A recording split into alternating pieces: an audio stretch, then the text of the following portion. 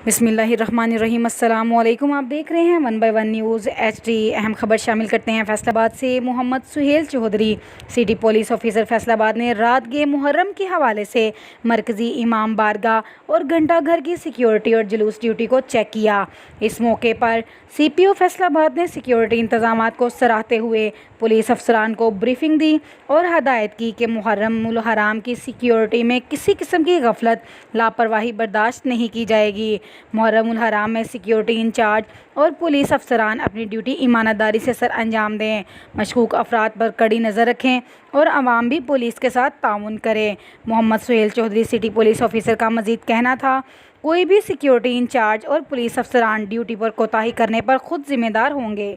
मज़ीद खबरों के लिए देखते रहिएगा हमारा चैनल 1 बाय 1 न्यूज़ HD। ताज़ा तरीन अपलोड्स की नोटिफिकेशन हासिल करने के लिए हमारे चैनल को सब्सक्राइब करें और साथ में दिए गए घंटी के निशान को दबाना ना भूलें।